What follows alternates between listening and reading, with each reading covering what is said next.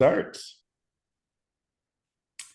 Hello, everyone, and thank you so much for joining us. I am here with Meredith, who is the writer director of a new film called Seagrass. It debuted at TIFF, and it is genuinely one of my favorite films of the year. It was one of my favorite films at TIFF, and I am so excited to speak with you, Meredith. Thank you so much for joining me. How are you today? I'm doing well, and thank you so much for having me. Yeah, very excited to be here and chat about Seagrass. Yeah, that's great. So it's having its US debut, I think, this weekend. So we're recording on the 23rd. So it's playing in limited release right now. So I'm telling you guys, even if you're not watching this interview or you stop this interview, please go see this movie. I saw, I don't know, something like 60 films at TIFF, and this made my top five. Just absolutely brilliant. So talk to me a little bit about just this film, about just the process in general. I know this is a first time like feature film debut for you. So yeah, just talk to me a little bit about that experience overall. Yeah, I mean, it's an incredible experience to be able to make a feature. I mean, I feel so lucky just to be able to do it.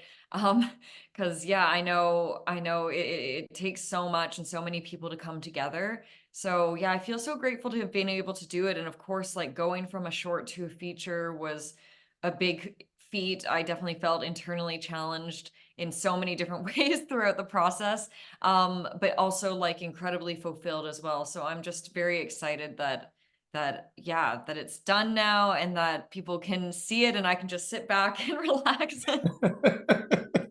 Yeah, absolutely. Yeah, so and forgive me if I should know this, but this was a short prior to extending it out to a feature film, right? Actually, no, this one was Okay. not.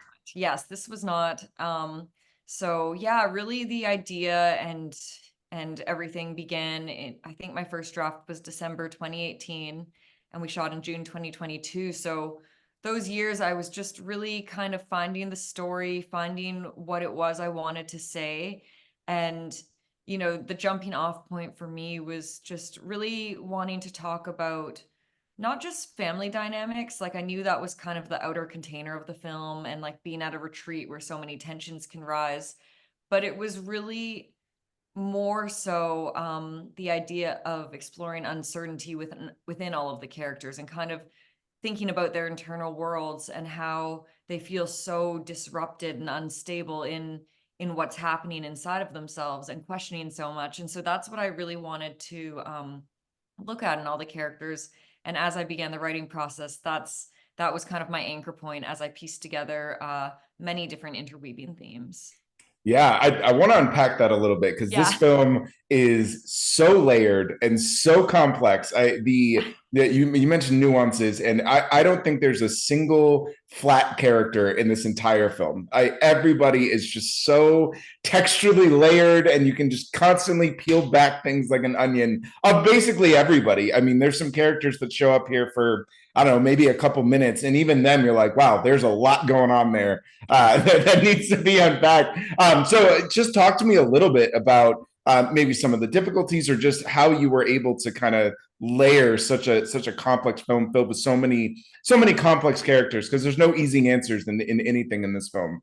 Totally. Yeah, no, that is a great question. And in terms of sort of the characters themselves, I really did not want anyone to be, I mean, this should be, I guess, kind of like always the goal, I suppose, but like I didn't want anyone to be fully good or bad.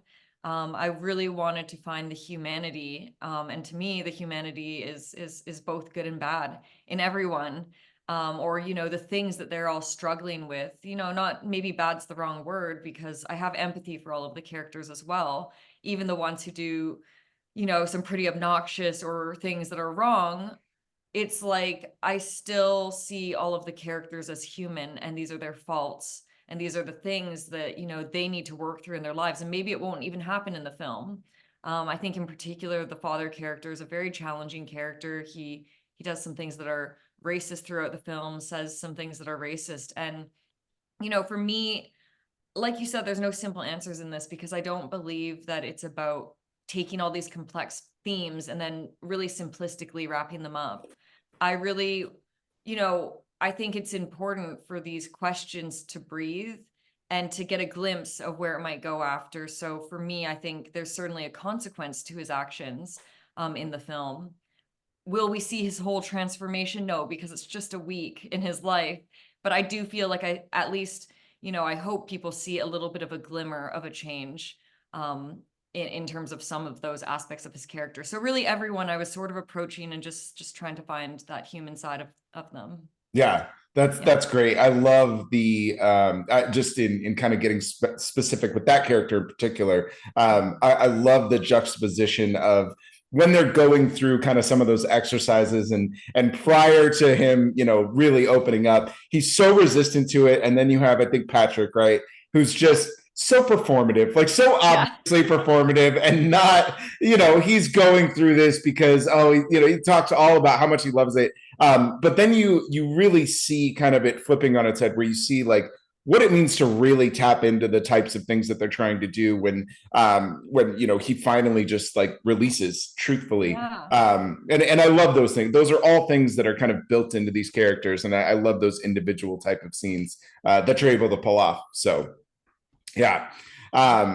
Talk to me a little bit about kind of so I'm mixed as well. So I'm black and white. So okay, so you can identify probably to some absolutely. Yeah. As soon as the scene in the pool where one of the kids asked the daughter, like, where are you from? Where are your parents from? Those things just those resonate with me so much because I've had those questions before, even though I've lived in California my entire life. Like it's so, and my girlfriend is Indian and she gets that all the time.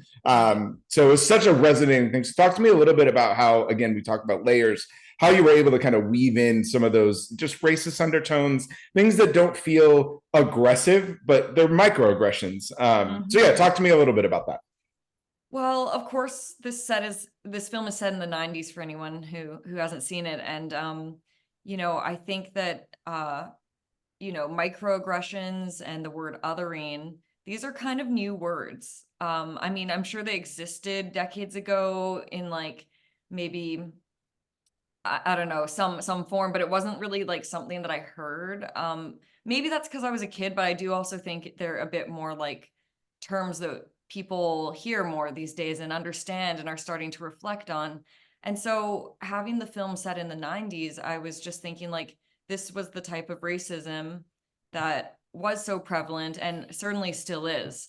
But, it's important to like speak about this type of racism because it's also a very insidious type of racism. It's something that sneaks through the cracks and you get taken off guard. And, I know especially, and this is kind of shown in the film, but I think sometimes when people say, comments like this, even if you do call it out, they say, oh, it was just a joke. And so it's a really challenging type of racism to look at head on.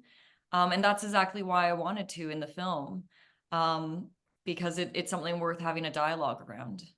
Yeah. Yeah. Yeah, no, I think that's great. And I love that you're able to craft something that doesn't have easy answers, and you don't solve racism in Seagrass.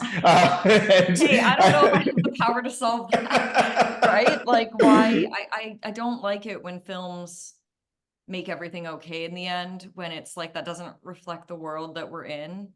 Like I personally prefer with these more meaningful themes, like let's like sit on them and reflect on them. And, I very much hope that is what Seagrass strives to do. Yeah, no, you definitely feel that. It's something that I appreciate in films as well, that take these complex characters, kind of run them through the ringer, and you do see changes. All of these characters are forever and definitely changed by this experience they have at this retreat. But they're not perfect. They're not all put back together. They're not whole when they leave. They're all still kind of broken people. And so that really does come across. And it's something that I always appreciate in films, which is why I think Seagrass was so resonating to me. I do want to ask about the cave, because that's a big deal in the film. It's a big deal. Yeah. And again, I can't stress enough to anybody watching just how layered and complex this film is. And yet it is in its base form really just a simple story about a family experiencing trauma within their own unit. That's really the base of the film, but then it just keeps expanding out, and I love that. So yeah, talk to me a little bit about the cave, how it was incorporated, its importance, all of those things. Yeah, absolutely. And also, yeah, I didn't even really, I know there's probably a lot of people watching this who may not have even seen the film, but just a very quick line for context. The film follows a Japanese Canadian woman who is bringing her family to the retreat, and this is where everything is unfolding. And so the setting was very important because she's Japanese Canadian. Um, of course, so many Japanese Canadians and Japanese Americans during the 1940s were incarcerated unjustly, and this film is looking at the legacy of that. So the coast was very important, and the cave in particular. There's the Erie Seaside Cave that the youngest believes is haunted by her grandmother. And, it's really kind of looking at this idea for the youngest character that, it's her first encounter with death and she doesn't understand it. And it's very perplexing to her. And I really think she's going through an existential crisis within the film. So the cave, in a sense, represents this unknown, but it represents so many other unknowns as well. It represents, what we don't understand in our own lives and our own lineage. I think for me, it also represents the past and, the way that things kind of haunt us as well in our past and the intergenerational trauma as well that I'm looking at. So yeah, the cave is a very loaded symbol for me in the film for sure. Yeah, no, and that's great. And you see, I love the examination of that generational trauma where, you have these adults who are trying to process their own lives and their own emotions, but then you see that kind of transfer on to how it affects the children and how they're trying to process the fact that, like, yeah, maybe their parents don't love each other anymore. Maybe this imaginary life, this imaginary, family that we have, maybe it's not what we thought. I don't know what to do with that because I'm 7. Like, I don't know how to really process this all. So, and all of that comes out. It's really smart and just really, yeah, it's just really, I really love that. So I know the coast was really important, and maybe this is me just like reading into too much complexity. But I love that the coast isn't. So it's gorgeous in its landscapes. So I definitely want to kind of have you express how you were able to find such a beautiful coastline. But it's also always raining and it's always overcast. So they go on this retreat that's supposed to be this, beautiful getaway, and it is, but there's a cloud hanging over the entire experience. So maybe I'm just reading too much into it, or was that something purposeful or accidental that you were able to kind of work in? Well, we were trying to have a hot, sunny environment. But there is that one scene that I think probably you're thinking of, because there's that one scene where it just pours and everyone is kind of like running in from the beach. So I think like that's because that's really like one of the most prominent outdoor scenes. And everyone is kind of like, you think you're just having a nice time swimming in the water and suddenly everyone is like running for cover. So yeah, that definitely happens there. But in terms of finding the locations, that was definitely a huge challenge, especially, for a small project. It can be really challenging to find and secure really excellent locations. And so I think a year before shooting, I was already getting extremely nervous because I was like, okay, where are these places that are in my script?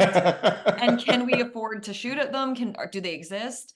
So myself and the DP Norm Lee, who's worked with me on all my other projects, we went scouting together and we looked at a whole bunch of different retreats because they really book up fast. And if you don't have a lot of money, it's like hard. So like they book up a year in advance sometimes. So we were Wow. very fortunate, although this is set on a fictional island on the BC coast, we were very fortunate to find this incredible retreat on Gabriola Island called The Haven. And they actually are a center that does group therapy and such. I'm sure it's much better than what is in the film. So, we found that nice and early and it had most of the things that we needed there. And then, but in terms of the landscapes and the coastlines, those places we found predominantly in Tofino and Ucluelet, where they have a very rugged coastline. And the cave itself, I mean, this is a bit of a story, but you have to literally walk 15 minutes from the parking lot to get to the cave. But the thing is, when the tide comes in, you'll get stuck if you don't get out of there. So we only had 3-hour windows to like walk a bunch of gear in and a bunch of Oh, kids, wow. Oh my shoot the gosh. scenes and get out. And so it was really, it was definitely a location I was kind of terrified to shoot at. I was like, is this gonna go okay? Are we gonna get everything? I knew everyone would be safe because obviously, like when the tide's coming in, you get out. But it was a little stressful thinking about just kind of making it all happen in that short window of time. Yeah. Yeah. Yeah. I love that the cave is actually dangerous. Yeah. I mean, only if of course it wasn't actually dangerous to shoot there because right. yeah, we were keeping a close eye on the tide. Yeah. But yeah, it could be certainly for if people were not you know, if they didn't know that the tide comes in or something. Yeah, no, absolutely. Absolutely. Well, it's beautiful, and I love the on location stuff. I think it really just brings out again, that complexity, the nuance of the characters. And I think the whole story just feels really lived in. And there's a very emotional, visceral response that I think we get as we experience these characters. And Yeah. I really love that. So I just kind of want to ask, and then we can wrap up here pretty quickly. But the talk to me about the cast and how that whole cast came together, because it's a great cast. Ali Mackey is brilliant. She's so good. Totally. So yeah, talk to me a little bit about the cast and kind of how it came together and how you got these people on the project. Absolutely.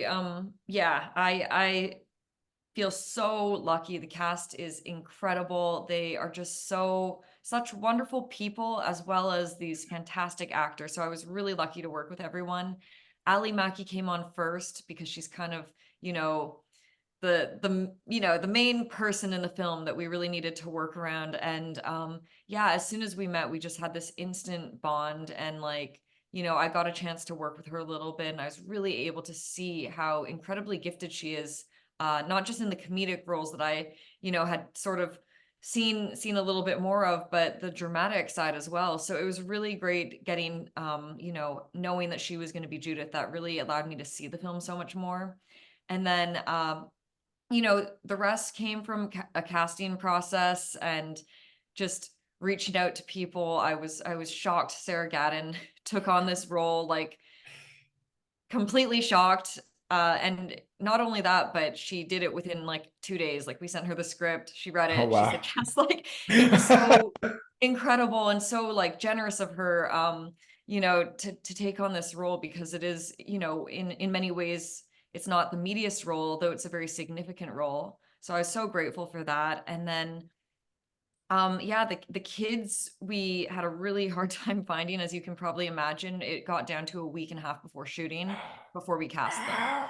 And I was hoping to Wow. have like 2 full weeks of rehearsals with them. And of course, by the time we got them to the island contracts, we Yeah. only had a few days to actually work with them. Oh my Um, gosh.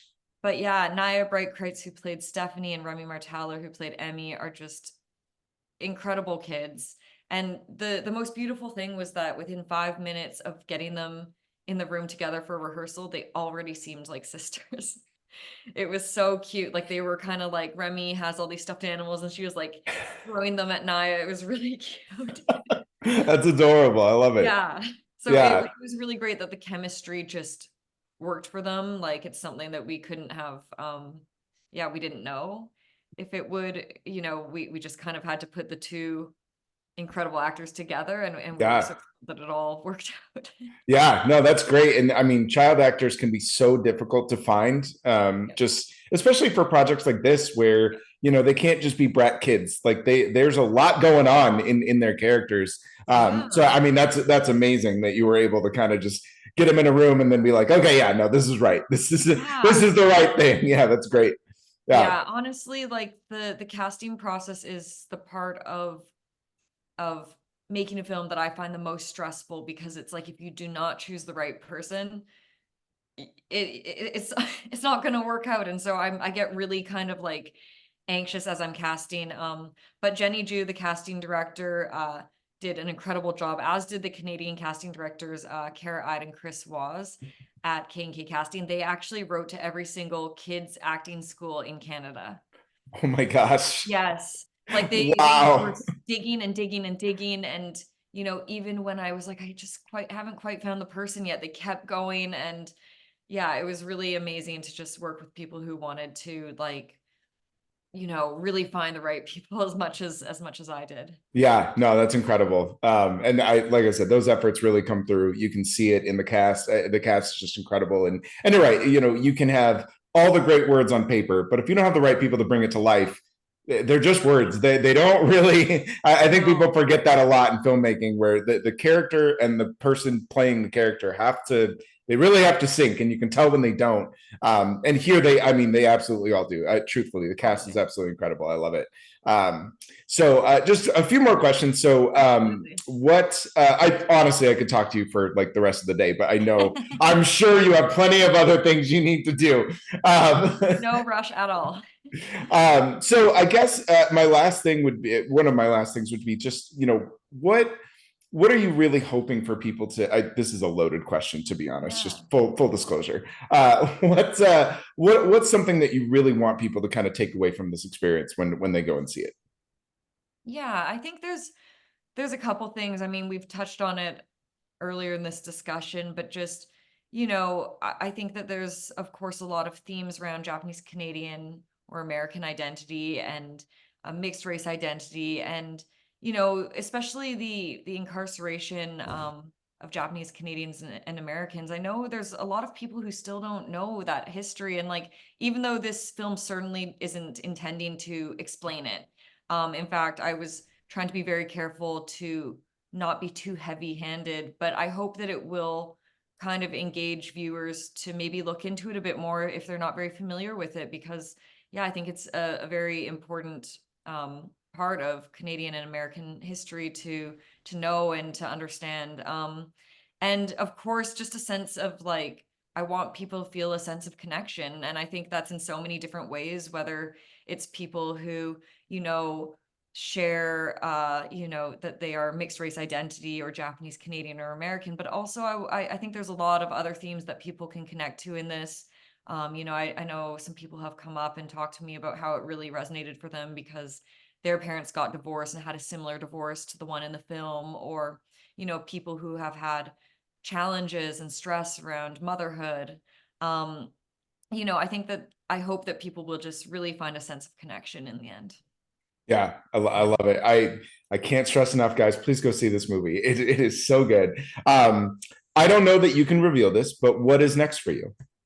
Yeah, I mean, I can only I can reveal a little bit because that's all I have. That I'm trying to write, and writing is probably one of the hardest parts of the process for me of making a film. I've realized now that I've made a feature. Um, but yeah, I'm almost done a first draft, and I'm feeling excited about it. I know that there's going to be many more drafts to come, and it looks at some similar themes to Seagrass, a few. It looks at a mother-daughter relationship. It looks at some kind of like bigger questions about existence. But it's actually a science fiction film. So Ooh, yeah, we'll see if wow. this is the next one. I say this now, maybe I'll finish it and be like, oh, maybe it's a different project. But this is something that, yeah, I'm working on right now, and hope I will make at some point. Yeah, no, I love it. Well, I'm so excited to see whatever you do next. Like I said, I absolutely adored Seagrass. It was genuinely one of my favorite films of the year. It just absolutely incredible film, and I really want more people to go see it. So thank you so much for taking Thank this time you. out. I really do appreciate it. I do have one last question. I ask everybody this. Yes. So what has been your favorite film that you've seen in the last year? I know we're early on in the year, so I'll let you do 2023 if you want. Okay. Zone of Interest, Great pick. Poor Things, Anatomy of a Fall. Um, was Decision to Leave in 2023? I feel like it was the beginning, maybe. 2022, but it's an incredible film, so I'll let you put it on the list. It's Decision to Leave is fantastic, so I'll let you put it on the list. That's fine. Okay, yeah. Those are a few of, like, the ones that I really enjoyed. Yeah, great. Yeah, some of the bigger. That's a fantastic list. Yeah. I think all of them made my top 10 of 2023 somewhere in there. So Amazing. yeah. Well, Meredith, thank you so much. Have a wonderful day. I really do appreciate your time, and I hope to see your next project, whatever that may be. Amazing. Thank you so, so much. Thank you. Have a great day. Bye. Bye.